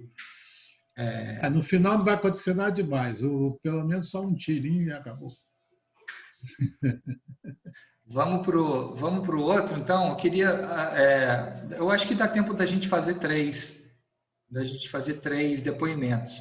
O outro exercício é assim: eu pedi para algumas pessoas próximas relatarem situações constrangedoras. Falei aquilo que eu costumo falar, assim, não relatem o maior trauma da sua vida, porque senão eu não vou estar lá do lado delas para afagá-las, mas mulheres que narraram algumas situações comuns, não necessariamente graves, às vezes graves, outras vezes não, de coisas que elas vivenciaram relacionadas a esse debate da masculinidade. E aí eu precisava de 3 pessoas para dizer, eu vou ler e dizer o que eu sinto sobre isso. Como é que isso ressoa em mim. Pedro, Vitor,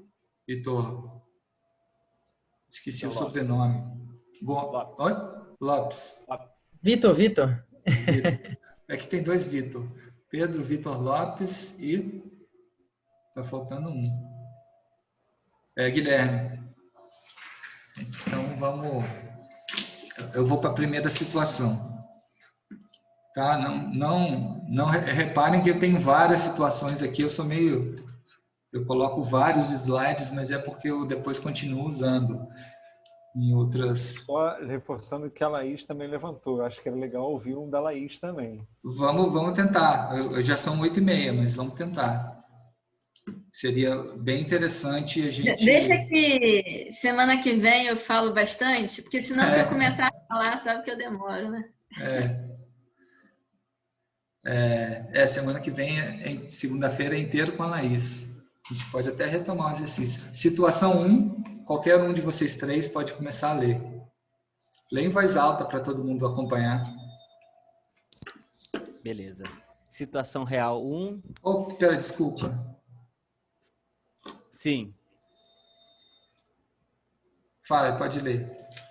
Opa. Tinha rompido o namoro por inúmeras brigas por ciúmes, por ele querer manter o controle de tudo. Mas resolvi dar uma segunda chance.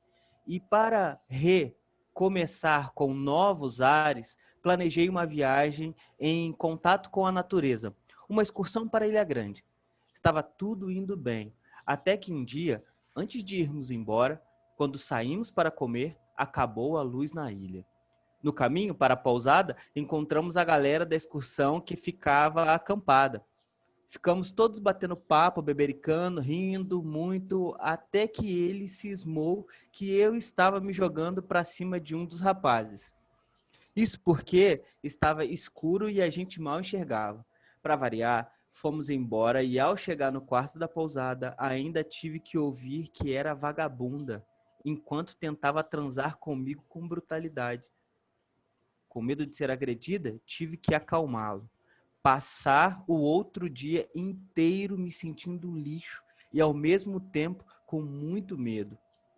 E ainda tendo que disfarçar para não estragar a viagem dos outros. Ali tive a certeza de que eu não o desejava nem para mim, nem para mais ninguém. Diz aí como é que isso bate em você. Se poderia ser você nesse lugar, tudo isso. Sim. Não estou achando palavras, mas assim, a sensação que eu tive num ponto ali da leitura foi que foi uma falta de autoconfiança desse homem, né? E que, de alguma forma, projetou essas suas necessidades na companheira, né? Falando que ela estava se colocando, enfim, dando em cima de outra pessoa, só que isso mais falava desse lugar que esse homem ocupava, de uma fragilidade, uma vulnerabilidade de se sentir traído, abandonado, ou sei lá, qualquer sentimento que possa ter se passado pela cabeça e pelo coração desse indivíduo. E que reforça esse lugar do controle sobre o corpo do outro, que nós, homens, temos o controle do corpo do outro. Isso não soa legal, né? Assim, não fico bem escutando qualquer relato de qualquer mulher, assim, né? Porque você para pensar nesse lugar que você representa também. Eu estou num lugar de fala. Então, assim, eu sei que é de outra pessoa, eu sei que é de outro homem, eu sei que não sou eu, mas isso eu estou no lugar de fala desse homem também. Como é que eu posso repensar novas masculinidades para não fortalecer esse tipo de comportamento?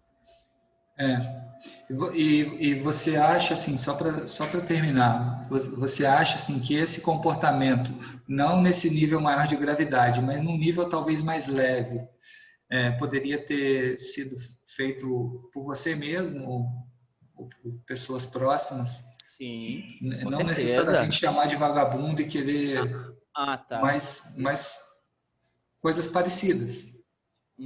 Eu acho eu sinto que naquele momento em que ela conta que se percebeu que o companheiro, né, que esse cara ficou mal em alguma situação e começou de alguma forma ter comportamentos de controle em relação a ela, esse foi a parte que foi a partir dali. E dali, o ato de chamar de vagabunda já fala de um lugar em que esse homem estava completamente descompensado, porque ele estava... eu sinto que não foi uma situação que ele vivenciou, mas que ele observou de outra pessoa. Isso gerou um sentimento nele, que colocou num lugar de fragilidade e, não sabendo lidar com aquela situação, vai para esse lugar cômodo, né? Vai para esse lugar mais confortável, que é ficar nesse lugar de controle que nos colocaram, que falaram para a gente que o lugar de homem é esse lugar desse controle.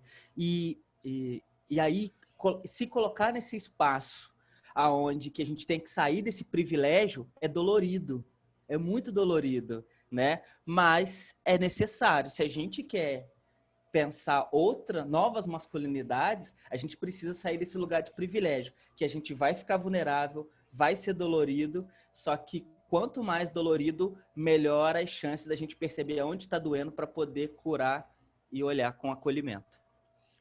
Valeu, Vitor. Você pediu para falar, Fábio? Só queria... o exercício também acho que seria interessante a gente perceber os sentimentos e as necessidades, no caso da mulher também. Porque é um exercício de a gente fazer empatia, se colocar no lugar dela. O que ela sentiu e qual a necessidade dela em relação ao comportamento do homem. Então, eu acho que isso também é interessante. Eu acho bem interessante. Para mim, o sentimento é bem claro. Assim, o sentimento de medo está muito presente, né? O sentimento de humilhação, não sei se isso seria realmente um sentimento, mas... Insegurança com a atividade física, né? Sim, porque ele forçou, né, transar com ela e ainda agredindo ela de vagabunda, né? Então, é uma violência que ela sofre, várias violências, né? E medo, eu senti o medo dele. Uhum. Necessidade de integridade física.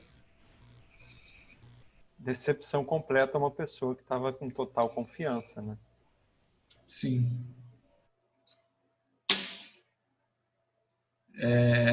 É isso. A gente parte para o próximo ou alguém está com alguma necessidade de... Eu queria falar uma coisa. Eu não achei que era controle. Eu senti mais que é uma coisa que é muito recorrente nas relações atuais, que é a posse, né? Essa mulher era dele, entende? Né? A ideia de que ele era dono dela. Era dono dela, entendeu? Então, o fato de outra pessoa poder roubar, ele perder essa pessoa, né, para outro, né, outro homem. Eu acho que isso que é uma das coisas que é muito recorrente nas relações, mas principalmente nas relações de possessividade, né? A minha mulher, meu namorado, né? Se estabelece muito isso. E o ciúme parte dessa possessividade. Acho que não é muito controle, é da possessividade, a meu ver. Vou partir para o próximo, então, tá? É isso aí, Thiago.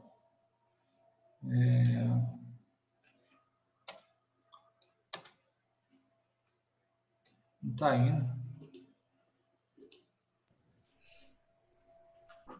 Vai. Esse aí foi tirado de um livro, mas o livro também contava situações reais. Posso ir? Pode. Mark me disse que todas as mulheres com quem se envolveu só queria saber de uma coisa. O que você pode me dar? O que ele achava especial em mim era eu estar interessado no que podia dar a ele. Mark comentou que era como se eu tivesse nascido e existisse só para cuidar dele. Todas as outras mulheres só tiravam e tiravam, só pediam e exigiam. Estavam a seu lado nos bons momentos, mas corrigiam quando a situação se tornava difícil. Ele dizia que eu era diferente. Não percebi que Mark agrupava todas as mulheres e as classificava de gananciosas, egoístas e indignas de confiança. Mas preferi encarar suas declarações como prova adicional do que eu era especial e que eu tornaria melhor a vida de Mark.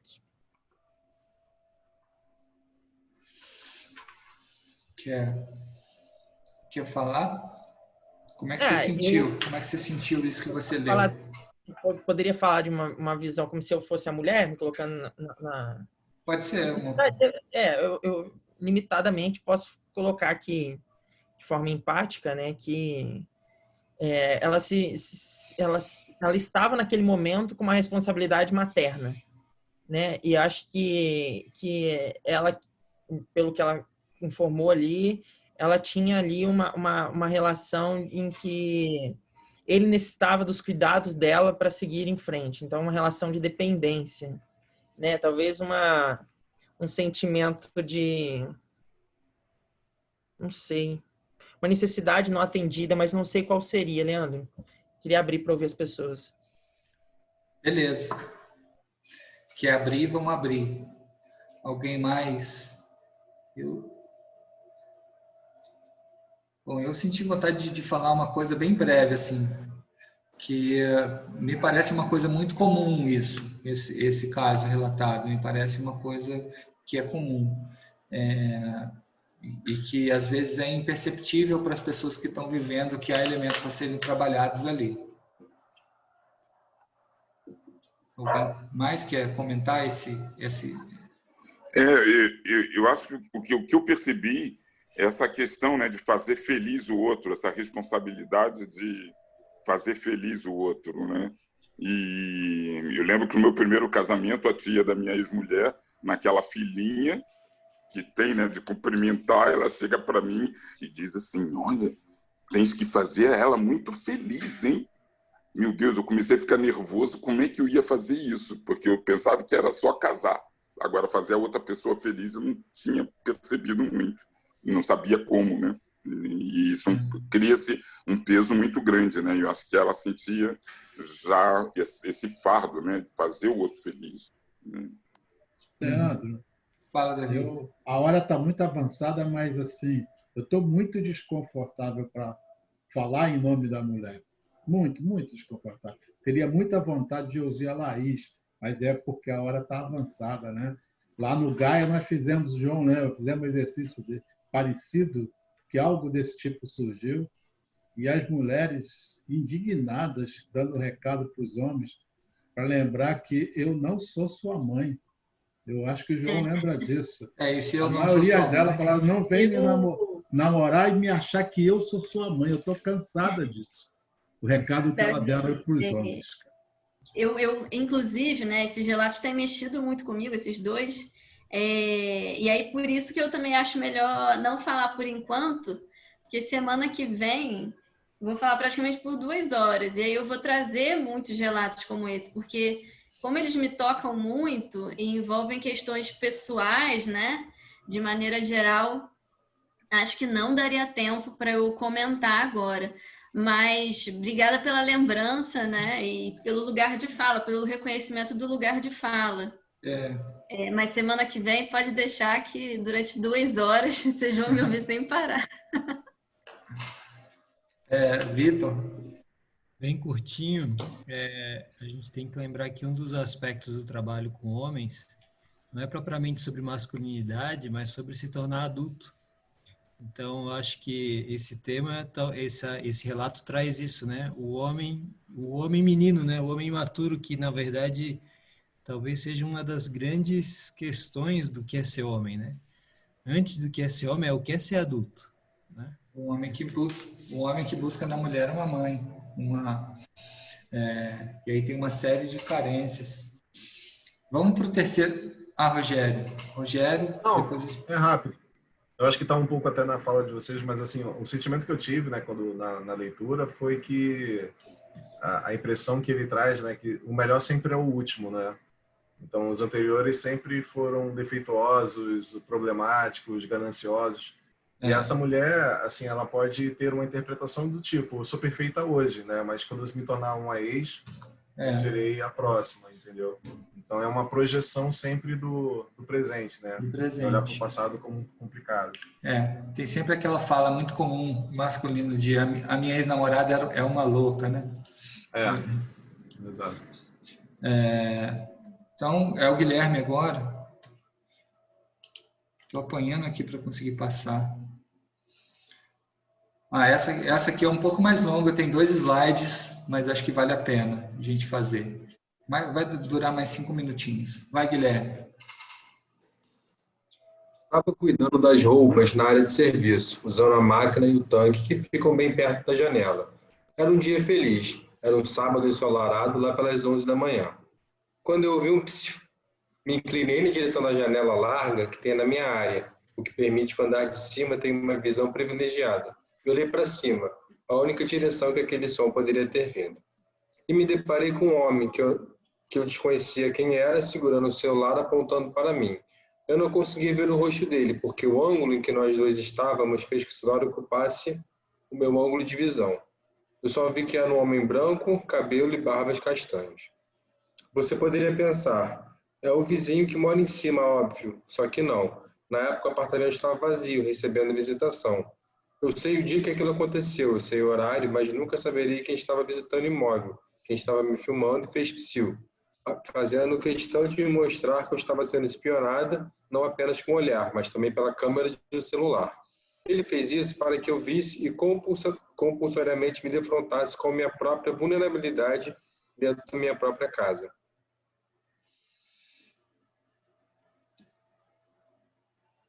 Continua, Guilherme. A casa é abrigo, é segurança, pelo menos deveria ser. Eu sabia que na rua sempre fui alvo, sempre estive vulnerável, sempre tive que estar muito atenta, com a minha guarda sempre levantada. Isso cansa. Minha mente está cansada, meus ombros estão cansados, minhas pernas e braços estão cansados. Estou cansada de andar por aí e sempre pensando numa rota de fuga, caso eu seja encurralada por um homem. Assalto? Furto? Isso não é nada perto da vulnerabilidade que o corpo feminino está relegado na nossa sociedade, seja nos espaços religiosos, dentro da família, no local de trabalho e por aí vai. Agora, preciso dizer para mim mesmo que, embora aquilo tenha acontecido há aproximadamente 1 ano, aqui ainda é a minha casa. Ainda é o meu lugar seguro. Não preciso ter medo de área de serviço, embora eu tenha sido filmado e fotografado por um estranho, compulsoriamente, contra o meu próprio querer e permissão. Enquanto estava em paz, feliz e à vontade dentro da minha casa. Essa ainda é a minha casa. Antes de tudo, é um esforço diário de, a despeito de tudo que já passei, ter e manter um espaço subjetivo dentro de mim mesmo, de acolhimento e segurança, que o homem nenhum poderá violar. Acho que essa parte estava tampada para você. Posso querer. Como é que você se sente lendo isso? Bom, esse relato, essa sensação de ser invadido dentro da própria casa me trouxe uma memória que eu passei no começo do ano, que minha casa foi arrombada, assaltada e levaram um monte de coisa. Então, me conecto com isso. Claro que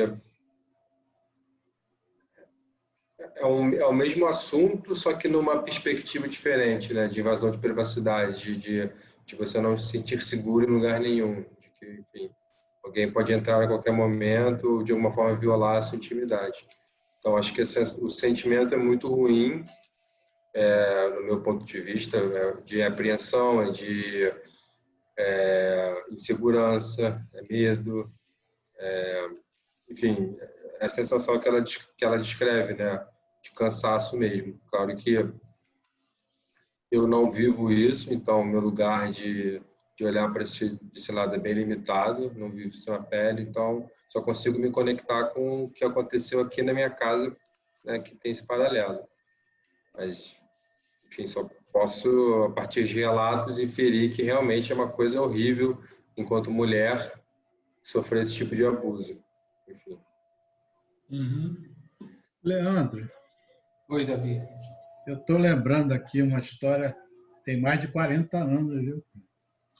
Eu tinha meus 20 e poucos anos, estudava na Universidade Rural, aqui no Rio de Janeiro. A maioria, homens, tínhamos alojamento masculino e alojamento feminino. A turma do meu quarto pedia o teodolito emprestado para fazer teodolito, aquele equipamento topografia, levava para o quarto para ficar olhando as meninas do alojamento feminino com o teodolito. E eu achava aquilo extremamente desagradável, cara, mas aquilo fazia um sucesso tão grande com a turma, cara. muito desagradável. Tinha muita coisa assim, tinha coisa de colocar espelho no chão para ver a calcinha, tinha coisa de no ônibus colocar a mão perto da roleta para a mulher passar e a bunda dela passar na sua mão. Quando eu era criança tinha vários costumes desses que são violações ao corpo feminino, né? Eu queria ver se tem mais alguma voz, e depois eu queria fazer um comentário mais genérico. Esse relato, Leandro, me lembrou muito uma história recente que eu ouvi, acho que foi até naquele grupo do GNT, esqueci o nome das mulheres, e que uma delas revelou que... Saia justa, exato. Em que ela trouxe... que ela estava em casa, ela tem o hábito de andar nua dentro de casa, e que em determinado momento ela vislumbrou, né, que um sujeito ficava ali quase que diariamente mirando ela, e, enfim. E eu lembro de ouvir comentários sobre essa história, né, porra, mas aí ela... O que ela queria? Por que ela não botou uma cortina? Né? Por que eu não... E parece que a gente cai sempre nesse lugar, né, de que a mulher que é a provocadora né, na última instância, com um short desse, você está pedindo, né, aquela história. Mas dizer que essa coisa do voyeur, né, isso é uma coisa até de cinema, né, cara, e como isso, ao contrário do Davi, a minha experiência é de querer ver, né, eu lembro de eu criança, né, e de ficar olhando para exatamente essa situação, de querer ver nas janelas as mulheres se trocando e do quão isso está normalizado nessa coisa tá se trocando ali, por que ela não fechou a cortina? Entendeu? Então, para mim, bate muito essa memória que eu tenho de viver isso como um agressor mesmo, entendeu? E de como isso está normalizado ainda nesse aspecto de a mulher é que está provocando. Joaquim, eu só vou fazer uma correção. Aí eu já tinha uns 22, 23 anos, tá? Não quer dizer que 10 anos mais cedo eu não queria ver, tá? Essa coisa do voyeur é comum, né? Então, gente, essa é um comentário mais genérico aqui. Essa é uma possibilidade de trabalho para vocês. Não sei se todo mundo aqui se conectou com essa forma de trabalhar. Pode ser que alguns falem assim, não, só gosto do círculo como a gente faz, não gosto desse tipo de coisa muito forte. Mas é uma possibilidade de trabalho. Se vocês em algum momento forem fazer esse tipo de exercício, esse último relato, a minha amiga que escreveu ele para mim ficou o dia inteiro curando isso dentro dela, pelo fato de ter escrito. Então é uma coisa delicada, assim, pedir não é uma coisa que a gente sai pedindo, né, ter cuidado quando a gente pede para a mulher escrever um relato, porque ela vai reviver uma coisa traumática para ela quando ela escreve. Então só ter esse cuidado se vocês forem fazer esse exercício, se é que vocês se conectaram com ele. Fala, tá? Eu estou pensando em variações dele, tá? Lógico, no meu círculo de sêniors tem que ter confiança, ver quem é o círculo, como é que vai se formar, mas de relatos de filhos, né? E até netos, né? Para os pais e avós que estiverem presentes, ouvirem, entendeu? Principalmente de filhos. Eu acho que dá também uma boa liga de reflexão. Sim. Gente, então é isso. Eu queria dar um último recado antes da gente encerrar. Semana que vem a gente faz um check-out mais amplo. Alguém mais ficou com vontade de falar? Porque já são 8h53, né? Em relação à mentoria, que eu precisava dar um recado. Que a gente, antes do curso começar, a gente pensou a mentoria de um jeito. A mentoria é um acompanhamento que a gente propôs de fazer depois desse curso, para que algumas pessoas facilitem três círculos com um mentor, e a partir dessa facilitação elas possam até usar a marca do Instituto e tudo mais. E aí, só que daí a gente pensou de um jeito, e aí algumas pessoas... algumas pessoas querem passar por esse processo, outras não. Algumas pessoas já têm o seu círculo e querem passar lá, outras pessoas querem fazer não tem nenhum círculo e querem fazer de um outro jeito. Então, tem uma variação muito grande de cada um aqui. Então, uma coisa que eu vou pedir é que cada um me diga como que enxerga essa coisa da mentoria. E até segunda-feira, cada um de vocês me diga, pode ser pelo WhatsApp, como é que está pensando, se você precisa dessa mentoria, caso você precise, se quer fazer, né? Caso queira fazer, se quer fazer no seu círculo que você já tem, ou se quer que a gente monte um círculo. Porque se todo mundo aqui quiser, a gente pode montar um com quem está aqui.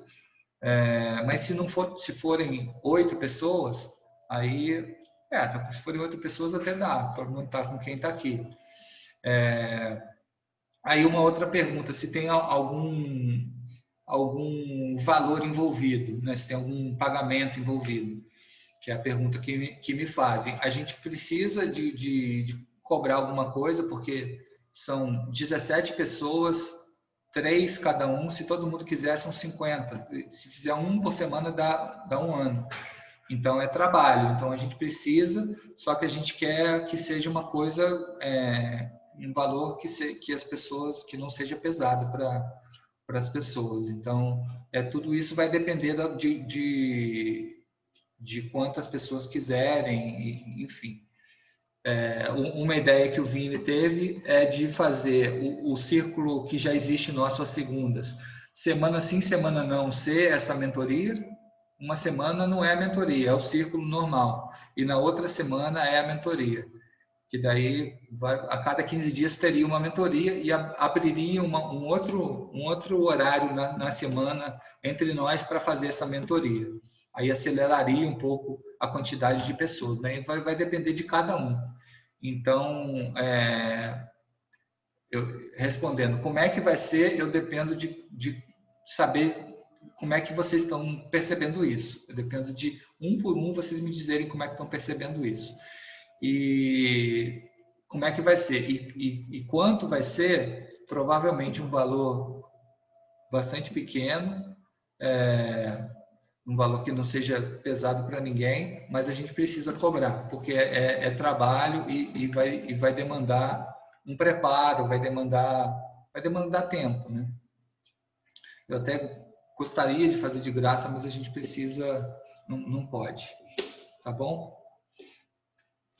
É isso então, gente. Então, boa semana para todo mundo. Alguém quer falar mais alguma coisa? A gente se despede então. Valeu, gente. Boa noite. Valeu. Boa noite, gente. Abram os microfones aí, se despeçam. Tchau. Boa noite. Boa noite. Boa noite, pessoal. Valeu. Tchau, pessoal. Valeu. Eu queria perguntar quantas aulas a gente ainda tem? Quantos encontros? Só mais uma. Só mais uma. Tá bom. Só segunda-feira com a Laís. Eram 8 aulas. Seu depoimento indica que foi bom, hein? Com certeza. Tá sendo bom. Legal, Daniel. Bom final de semana, gente. Valeu, Daniel. A gente vai se falando. Fica com Deus. Boa noite. Com Deus. Boa noite. E aí, gente? Foi bom hoje, né? Foi legal. Foi legal. Aquele exercício da CNV, eu vejo muito potencial nele. É uma coisa que a gente precisa fazer. É que, às vezes, o que eu senti, né, foi legal no meu grupo, essa da parafrasear e... nem estava falando nesse, mas fala aí desse. Eu estava falando desse último aí, da situação 3, o penúltimo. Os dois são de CNV, né? Do parafrasear, você trazer uma história na hora, foi bom no meu grupo porque um tinha uma história forte que quis compartilhar. Mas, às vezes, dá aquela vácuo de lacuna, de lembrar. Eu, por exemplo, não tinha uma história tão clara, né?